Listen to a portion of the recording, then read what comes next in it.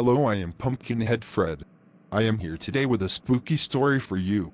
This story takes place on the outskirts of Kentucky in a rural area in Louisville. I do hope that you enjoy the story. Don't forget to like and subscribe. This one is called The Liver Man. Nancy was a timid child who lived with her overbearing mother. She was 17 and could not wait for the day that she turned 18. She and her mother did not always get along. On this day, Friday, her mother sent her to the grocery store with a list of things to buy. Nancy knew that she had to get everything, and if she did not, her mother would yell at her and make her feel horrible. I would like to get 2 pounds of chicken liver, please. Sure. The cashier tells Nancy that they are fresh out of liver. Nancy thanked him and went to get the other things on the list. She paid and left the store. She did not know what she was going to do. There were no other stores in the area, and she knew that her mother would be furious. That liver was supposed to be dinner tonight. She would get yelled at for sure. She walked past the graveyard and saw that there was a freshly buried grave. She thought to herself, Would Mom really know the difference? Nancy took it upon herself to go into the cemetery and look for a shovel. She dug up the grave and opened the casket.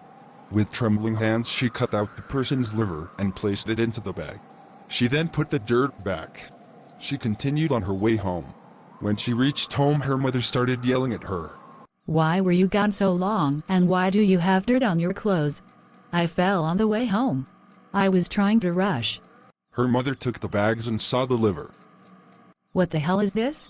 I asked for 2 pounds of liver, not just 2 livers. That's all that they had. You bring me home the wrong things and you are covered in dirt. Just for that you can go to bed with no supper. Nancy hurried up the stairs and got ready for bed. She was elated that she did not have to eat that liver. She felt bad about what she had done, but what else could she have done? Late that night she heard a dragging sound. She could feel the panic set in. Her heartbeat was loud, so loud that she just knew that everyone could hear it. Who's there? Mom, is that you? Mom, why are you trying to scare me? Nancy heard things falling and what sounded like glass breaking. She jumped out of bed. Mom, is that you? I want my liver. Give me my liver back. Mom. Nancy was scared as she ran down the hall to her mother's room. She stopped dead in her tracks when she saw the ghostly-looking old man coming up the stairs, dragging his feet every step of the way. She ran back to her room and hid under the bed. She heard the dragging sound of his feet. She was crying by this time, but she knew she had to be quiet because he would hear her.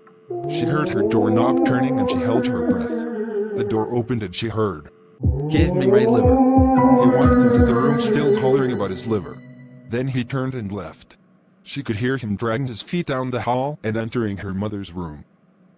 Give me my liver. What? Who are you? Nancy stayed under the bed all night long. She was too afraid to move. Soon the house grew quiet and she must have fallen asleep. She woke up and tiptoed her way down the hall to her mother's room. She noticed that there were muddy footprints all throughout the hall. She walked into her mother's room and saw her mother laying in a pool of blood. On the wall, written in blood, was, "Thank you for my liver."